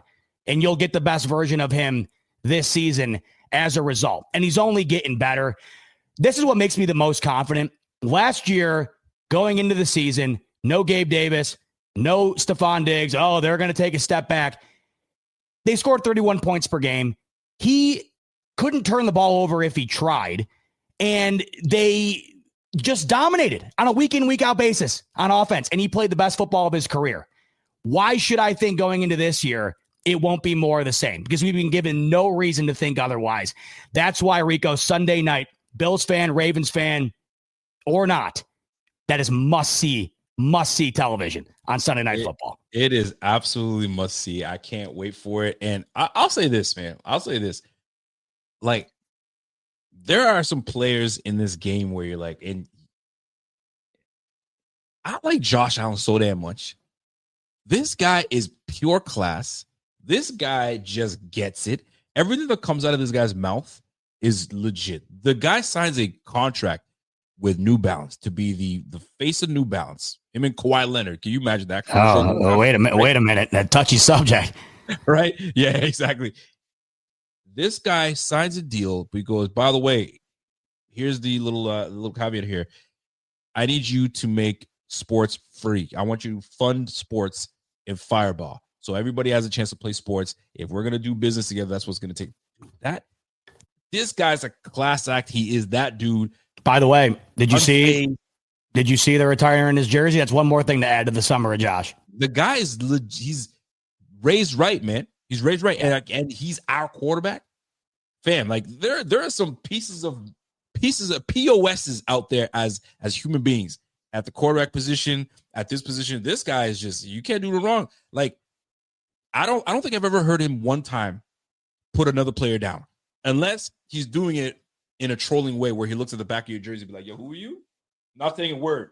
All right, let me keep walking because I don't know who you're talking to. That's my guy. That's my guy. You got to love him. So going into this game now, I know my man Mike was like, you're so negative. I just love when people think I'm negative when I'm being critical of the team, of things that should raise an eyebrow to people. But you know what I didn't mention that does not raise an eyebrow for me? The offensive side of the football. When you're led by Josh, and this is what I wanted to get into, this is the best way to look at it. So let me get into this, because I got a segment to get into in just a moment, and then we're going to get into it. There's that face. I don't know if you remember. Of course you remember it. There's a facial expression that Josh made when he scored, when we went up in that 13-second game, hits Gabe Davis, and he gets to the sideline, and he was just, I don't even have to say it. Everybody can picture it because they remember it. That's when I knew, I'm like, this mother effer cares, and it burns inside. So when he says, I can feel it, I can see it, the crunching of the snow, the -5 in the air, the people going into, bro, you know he smells it, tastes it, and he dreams it. Bro, this guy needs to get it. This guy needs to get it. He's my guy. I love him, and we got to keep it rolling. Now, I do want to get into this segment before we get out of here, because going into this matchup with the Bills and the Ravens, there's matchups. We're talking about key matchups and what you want to see. I want to switch it. 5 players that intrigue you. 5 players on the Bills team that intrigue you when going into this game, where it's got you saying, okay, I need to watch. These are the 5 guys I need to watch. Is there any specific players that stand out to you before I get into my 5? Because the segment I don't want to get into with you is, you know how there's arrow up, arrow down, right? Name it, you know it, good or bad, right? Let's call it locked in or false start. So I name a player, and these are my 5. These are Rico's 5 players to watch going into this game. But not only are we watching them, but what are you locked in about this player, and where does the false start happen? First player. So you got to give both. You got to give a good and a bad. Okay. You got to give both. All right. Keon Coleman's the first player. Give me your locked in Keon going into this game. Locked in. Deion Dawkins says, look out NFL. There's a new version of Keon Coleman. He was incredible during camp. Felt like every day we saw a tweet from a reporter saying, oh, there's Keon Coleman making another exceptional play. Another great day from Keon Coleman. He said as much going into the offseason. You know, the last year wasn't what I wanted it to be. And I'm working on making sure that's corrected. It sounds like from what we've heard, he's made the corrections. So locked in. Keon Coleman seems locked in. And it seems like he is ready to make that ascension. The false start, obviously, of course, would be that he doesn't show up the way I think the hype surrounding him this offseason would allow you to think he might. That would be the best way to put it. I think this year you're going to see him either really take another step, or you're going to be asking yourself afterwards, man, you know, are we still going to be having the conversation where people are like, oh, we should have taken Ladd McConkey or whatever, because people have that conversation. Not to say he has a bad year. It's just that has he become the guy like Ladd seemed to sort of be last year for the Chargers? Yep. I think he still had a good year based on the circumstances last year. Was injured, didn't get a whole lot of targets. He averaged 20 yards a catch last year. When he had his moments, he took advantage. They were just few and far between. And I don't think he was incorporated to the extent in which he will be this year within that offense. So locked in, Rico, for me, it's that next step for Keon.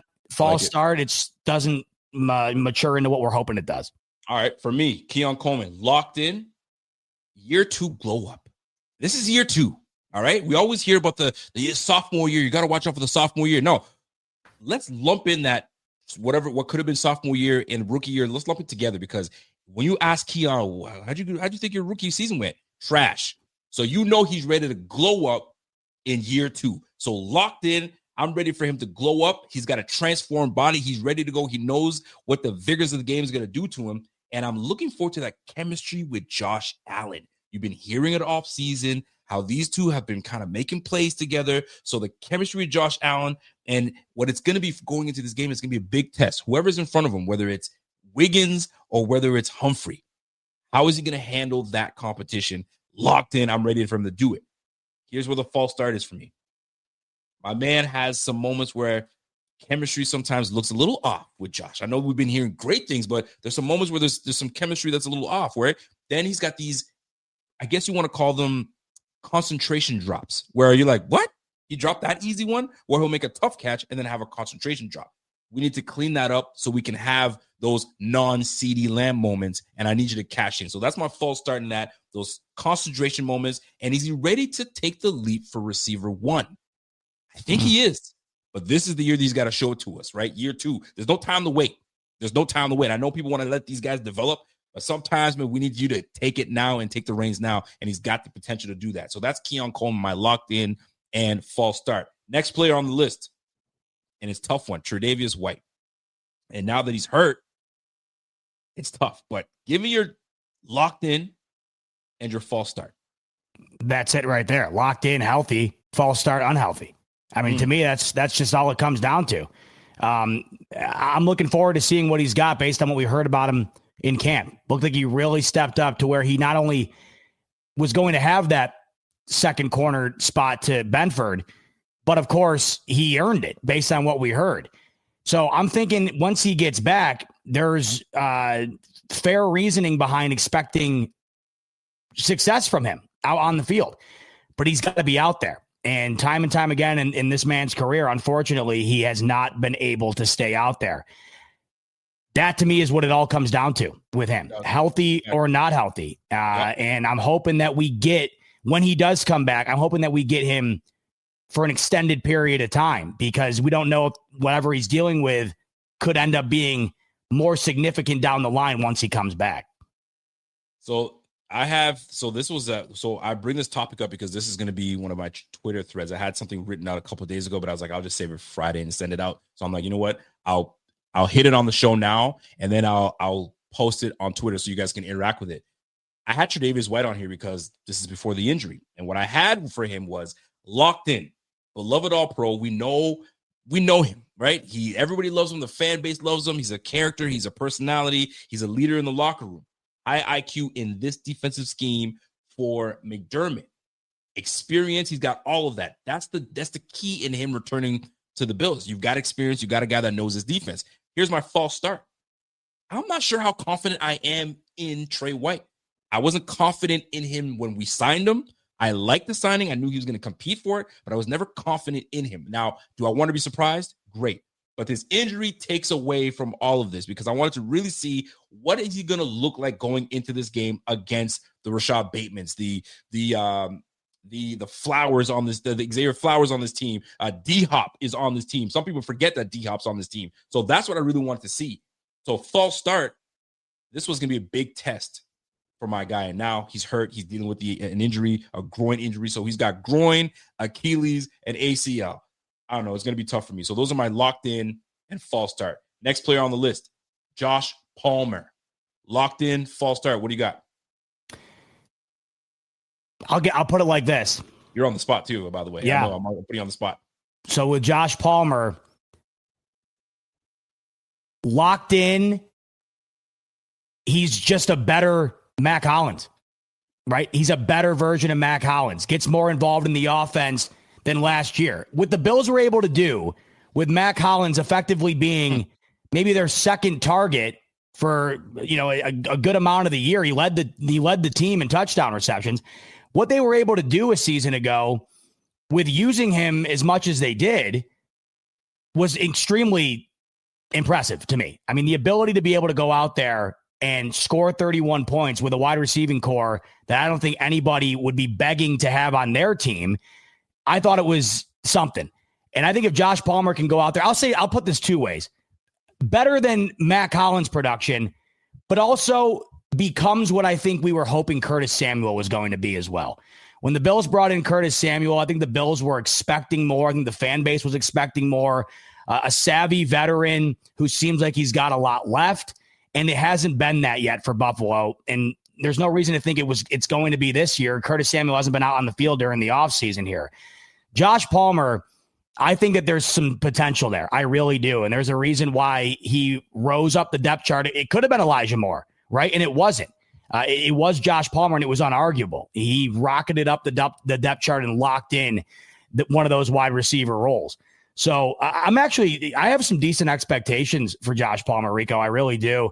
Seems like him and Allen have a pretty good rapport they've built here during the offseason. Josh Allen said that Josh Palmer has the best catch radius he's ever been around.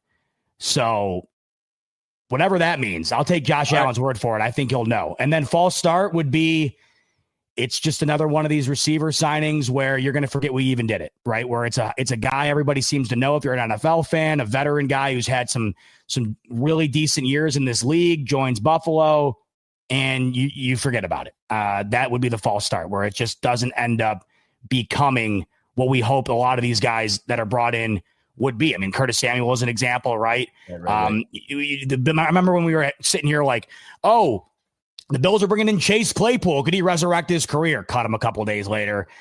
Is Josh Palmer going to be an X factor for Buffalo? That's the question. And here, I feel a little different. I was actually really excited when we brought in Josh Palmer, because I'm like, we finally bring in a guy that can separate, can do all those things. And this is why I have my guy as Josh Palmer locked in, smooth separator. That's what Josh Allen likes. Think about it. Go back to Cole Beasley, go back to John Brown, guys that separate and get separation from DBs. You can't have guys like Gabe Davis. I can't get separation, but you know what I mean? He's a boom and bust player. So locked in, smooth operator, and can give Allen the space and respect that Diggs once commanded in this game. Remember, when Diggs was here, wasn't the fastest, wasn't the biggest, but boy, could he separate. And he commanded respect on that field. I think Josh Palmer has the ability to fill those shoes. He ain't no Stephon Diggs, but he has the ability to step in that shoes and give Josh Allen that go-to receiver that Josh has been waiting to have since Stephon Diggs left. Here's the thing. Can he be Josh Allen's go-to receiver? Here's where my false start comes. He's never been the guy. He was the Charger land, was never the guy. You had Keenan Allen, you had Williams out there, was never the guy. So he has an opportunity to be the guy, but can he take the role? You got Khalil Shakir, you've got Keon Coleman. He's got to step his game up all the way to be the guy for Josh. Can he do it? That's my false start. Never been the guy, but he's got the potential to do it. I'm locked in on Josh. I think Josh Palmer is going to have a big year, and I think that's what we needed from him. Now, let me mention something real quick, though, because I feel like some people might hear me say, oh, we need Josh Palmer to be a better version of Matt Collins, and some people might say, Matt Collins, like that. That's not going to take a whole lot. Well, what if I told you last year, Matt Collins had 31 receptions. Last year, Josh Palmer had 39. So it's not like it's this world of difference in terms of what last year's production was. Palmer had 38 the year prior. So, like I said, they scored 31 points per game. Hold on. No, you can't do that. I'm not going to let you do that. Josh Palmer was not the number one guy. He's going into this season as the guy. Any player that comes to Josh Allen elevates. So 31 receivers here, 39. No. You can't compare it. But Matt Collins wasn't the guy either. He wasn't the Bills guy. He was just. No, I'm saying, but Matt Collins wasn't the Bill. Oh, you're saying like he hasn't been around a guy like Allen. Well, and he's slated to be the guy. Hollins was here just to be a guy. Palmer's supposed to be the guy. Well, I get what you're saying though, totally. But you're right when you say hasn't done anything yet. We're about to find out what he can bring to the table when he's with a guy like Josh Allen. I mean, he had a really damn good year 2 years ago. But yeah, they just haven't featured him a whole ton. And that's another thing too with this offense. I'm wondering what that's going to look like. Like, will Coleman's targets go up significantly because they were minimal last year? Are we going to see more Kincaid? And then, Palmer's got to factor into that too. I'd also like to see James Cook get more passing targets as well. So we'll see. But they run the ball too much now to maybe even think that way. So who knows? 2 more players, buddy. Joey Bosa. Locked in, false start. Go. I hate to repeat myself, but locked in. Joey Bosa, locked in, healthy. Yep. False start, unhealthy. I think if Joey Bosa is healthy, he's a major impact on this defense. Very minimal snaps we saw in the preseason, but I saw some fire there. And he seems rejuvenated. He seems excited to be in Buffalo. Talks about the Ducks being in his backyard. Talks about hanging out with the players in 3 weeks in Buffalo more than he ever had in his entire time in LA, which is just crazy. Joey Bosa is a stud when healthy. Unfortunately, it's rare that he's fully healthy. He's fully healthy right now. He says he feels as good as ever. So that's obviously the locked in. I think a healthy Joey Bosa is a stud for this defense. Sure. And then, of course, the opposite of that would be unhealthy. And you have to preface it because, unfortunately, in his career, it's popped up time and time again. But healthy Joey Bosa, I think he makes a difference on this defense. Listen, locked in, Joey Bosa, all-pro talent. We all know that. And he's here to reinvent himself in Buffalo. There's all the scrutiny coming in, and what's he going to do? Like you just said, what are you going to do here? We know what you can do, but will you be able to do that? Can he reinvent himself in Buffalo and be the disruptive guy that we need him to be against this Ravens offensive line on the money downs? The money downs is what we need. Dallas Cowboys were missing Micah on the money downs, where it's 3rd and long or 2nd and long, and I need you to get after him. Go and get him. That's what I'm locked in on Joey Bosa. Like you just said, false start. He's a boomer bust player. He's like Gabe Davis, man, boomer bust. Either he gives you a big game or you see nothing from him. He could be boomer bust. And this signing of him is boomer bust. So that's where Brandon Beane was like, I'm taking my chance here. Maybe I got some in my second opportunity to get a big-time player after Von Miller. He's got to lock in. So can he make things happen, or is this going to be another failed experiment by Brandon Beane? We'll soon see. Last player, Cole Bishop. False start, locked in. What do you got? Locked in. Cole Bishop he's allowing us at the end of the season to say safety's not a question anymore. We're feeling damn good about what we got with Taylor Rapp, with Cole Bishop. We're no longer sitting around with another season behind us saying, we got to address the secondary again. That's locked in. Cole Bishop ascends to a point where you are feeling that second round draft pick is paying off in his first full year with the team. That's another thing too. I hate to keep saying this, but my God, with the amount of guys, health, he's got to stay healthy too. But that would be the locked in. Cole Bishop becomes the guy at safety at the end of the year that you don't worry about the position again going into the offseason. And then the false start would be he's just not ready yet. Not enough reps this offseason, maybe not 100% healthy, just not entirely ready. And as a result, doesn't have his best performance, at least early on. Maybe it takes some time, but I think that would be the false start, is that early in the season, we might not see the best version of him just because of how minimal he's been out there in the preseason. Listen, we're on the same page on these things, right? For me, Cole Bishop, locked in. Here's how I'm locked in on Cole Bishop. 2nd round pick. You know he's got the size. You know he's got the physicality to be an upside player long-term for these Bills. That's the guy that was supposed to replace Poyer and Hyde, at least come in and kind of take their place and kind of move with the defense along, especially with a guy like McDermott as your mentor, as your coach. You should be able to seamlessly come in. It's kind of been a little slow, but he's got all the up skills to do that. We're waiting to see it. He's got to make the plays this year.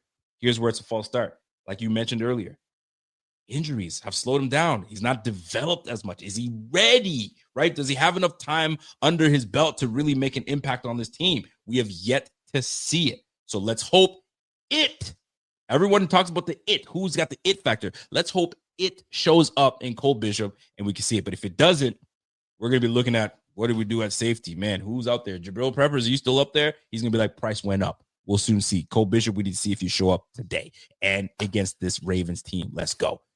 False start locked in segment, a new segment brought in, and my man Bot, I put him on the spot and he nailed it. I love it. Bot, you got to get out of here, right?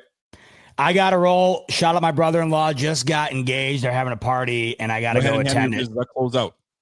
You close it out, but hey, yes, sir. Not for long, because you know where I'll be. Sunday pregame, right where you're at on the Buffalo Fanatics YouTube channel. We'll talk more Bills Ravens then. Can't wait. Rico, I'll talk to you. Nearly 1,000 of you in here tonight. I'll talk to you on Sunday. Like. Cannot wait. Hit that like. Go Bill. My guy Bot, he's got prior engagements. He's got to get out there. He's got to do what he's got to do, and I respect it. And you got me for another couple minutes because I'm going to close out myself. But I feel good about this upcoming game. Don't let people think and fool you that I'm being Mr. Critical again. Can I be critical of my team? Absolutely. Am I being negative? No, because I know what we have on the offensive side of the ball, and I certainly know what we have on the defensive side of the ball, and I know you guys know what we have on the defense side of the ball. So let's not play this game of just try to go in there and be positive, bro. Call it what it is. If you're worried about something, you say I'm worried about it. Because when it does happen, you're like, damn, I kind of felt it. Doesn't it? Don't you feel, I don't want to say feel good, but doesn't it almost give you vindication as you're like, you know what? I knew I didn't feel good about this, and this is what's playing in front of me right now. This sucks. But when they surprise you, that's what's great. When the team comes out and says, you know what? I know that you may have thought we were out and counted us out, but guess what? This guy stepped up. And this is where players surprise you, right? Your rookie 6th rounder Strong comes in and can come in and all of a sudden you're like, who is this guy? Yo, he's locking things down. Don't forget, I think it was week 1 or was it week 2? Jamarcus Ingram. He gets an interception in the game. You're like, yo, depth player that's been on this team developing for a couple of years now. He's now gone out and showed out and did what he needed to do. So we've got some guys with some experience on it, but I just don't like the amount of injuries we have. Our kicker's hurt. Our starting corner's hurt. And Maxwell Harrison, he would have been penciled in as a starter. Trey White, now he's doubtful, most likely going to be out. So now you have a strong corner in Benford that was dealing with a groin injury. On top of that, then you have Cole Bishop that still needs time to get over. Maybe he still has that youth in him. And then you have the Riley vet and Taylor Rupp that's still extremely young, but you have him there that kind of gives you a bit of stability back there. But I need a little more. I want my defense to really show out. So this is where the leadership on this team is going to show out. Benford, Milano, Bernard, right? Greg Rousseau, Joey Bosa. You want those guys to show out. We're looking forward to it. We'll see how it all shakes out. We play Sunday night. You never know what could happen. We'll see how it all shakes out at the end. But at the end of the day, folks, it's going to be a fun one. I don't worry much about this offense. The O-line is intact, ready to go, healthy. That's what you want to see, and that's what you want to hear. Josh Allen, quiet assassin. He's going to go in there and do what he does, and hopefully we get a 6th year straight of him hitting 40 touchdowns and keep it rolling. That's what you want to see from this team. We know how special he is. We know that he's an OG in this game, and he's going into year 8 for, what is it, year 8? Bro, he's nasty like that. Love that player. Can't tell you how much I love him, and it's going to be great to see it. James Cook back, fresh new contract, but the biggest question mark that I do have on the offensive side of the ball, I'm confident in them, but the question that I do have is, will his receivers step up and give him what he needs? We can't have receivers shy away. We can't have receivers all of a sudden, you know what I'm saying, turn their back. We can't have receivers disappear. We can't, because that's essentially what took place in the AFC Championship game against the freaking Chiefs. We had receivers that didn't show up. They didn't show up. And I don't feel they showed up enough for Josh Allen. And this is why this is going to be big this year. We brought in Josh Palmer. Kincaid should have a big year this year. Khalil Shakir is coming in to giving us another consistent year. And Keon Coleman, X Factor. Did we make the right decision on choosing Keon Coleman, trading back and grabbing him? Or should we have taken someone else? I need him to step up and show us that we made the right decision in grabbing him, and we go from there. So it's going to be a fun one. We're going to be back at it again, folks. We're going to be back at it again on Sunday with a pregame show. I need you guys to be there. Don't be late. Be there. And we're going to talk about this upcoming game. There's going to be a slate of games that we will talk about. You guys know that's how we do. We're going to be talking about all these players and all these games, and then the big game Sunday night is going to take place, and this is where we are going to have our fun in all of this. So before I get out of here, folks, I need you guys to understand, all right? Give me a second here. All right. I wanted to read out something to you guys so you guys can see what I wanted to get into. But I don't know if you guys have been paying attention. Well, folks, our Discord channel is up and running. Our server is up and running. This is where you'll see myself, Bot, Bobby, my man Pierre. We were in it last night talking Eagles and the Dallas game. We were in there. We saw what took place live right there, the spit. So we're all in our Discord server talking about it. So go ahead and hit it up. So shout out to the Bing squad. You guys know who you guys are, the Bing team, those that are members of the Buffalo Fanatics. You guys have come in and showed support, and for years we've had guys that are in this chat right now that have been showing us love for years, and we appreciate it. My guy Walter's been showing us some love for some time. I'm in the chat looking right now. The Real's been showing us love for some time now. So we've got a lot of folks that have been supporting the Buffalo Fanatics for so long. We appreciate you guys. So this is another way, right? So for our YouTube members that have supported us for over the years, you guys have heard us talk about having a Discord channel, having to talk about football all day and all those things. So this is a way that we can give back to you guys by you guys hanging out. And we've heard what you guys have wanted. You guys have wanted another place to kind of get more personal and chatting with us. So join our Discord server, man. You guys have heard us. We've talked about it. You guys, you know it. You guys have group chats and all that. Why not come to the Discord server and chat with us in there, and we could talk football all day. So we found a way to incorporate our YouTube members and the Discord. Come on and jump in with us. So we decided to create a VIP community over at Discord, right? So it's a cool way for us to just kind of talk football 24/7. And that's the thing. It's 24/7 all day, every day. We talking ball. So we chose Discord because it's the only platform that seamlessly kind of integrates kind of the YouTube stuff and making it super easy for us to get the YouTube members over to jump right in and chat with us. So if you're a member, you're in all the way in. So if you're already a YouTube member, jump in. You're in this. So all you need to do is accept the Discord invite. We send you an invite, accept the Discord invite. Description is going to be low. It's going to be below in the description. So click that link and it'll bring you up there. So connect with your YouTube and you'll unlock the full VIP access to our football community. So no extra steps. You don't got to do anything. Just click it, get the invite, jump on in, and it's now going to be us hanging out talking football. So not YouTube member. If you're not a YouTube member yet, it's not a problem. It's not a big deal. You can still join the VIP experience. So jump in, simply just click that link in the description and you'll be set and ready to roll. So that being said, the more people that come in, we're going to do giveaways. We're going to do all those things. We got a big giveaway that we're going to be setting up this Sunday. So be on the lookout, be ready, come on in, chat it up with us, and we're going to get this thing cracking. So folks, I'll give you more information as we go. Check the description, hit that link at the invite, come chat with us. We're going to be doing it crazy right before game days. We'll come into the chat, we'll vent our frustrations, and then me and Bot will jump onto the live shows. Pierre will be doing the same thing, the whole description and link. Go ahead and chat that. So that being said, folks, that's my time. Enjoy the rest of your Friday. We will catch back up again this Sunday. Enjoy your Sunday. There's a lot of football to watch. And then we'll get you guys on the pregame show. We'll get you guys on the live game show with my man Pierre.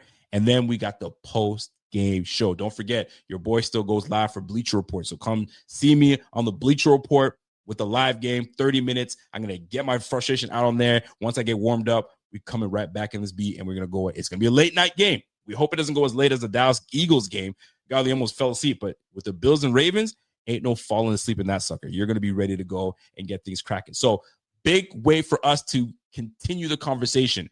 Join our server. It's the Buffalo Fanatics on Discord. And let's go ahead and click that link in the description, and we'll go from there. So before you get out of here, smash that like. If you haven't followed, you haven't shared it, do all that good stuff, and we'll catch you guys on the flip. So until next time, folks, we'll catch you guys on the flip. You guys have yourself a great night. It's your boy Rico. My man Bot had engagements. We'll catch you guys again. Ladies and gentlemen, go Bills. And we'll see you Sunday. Peace.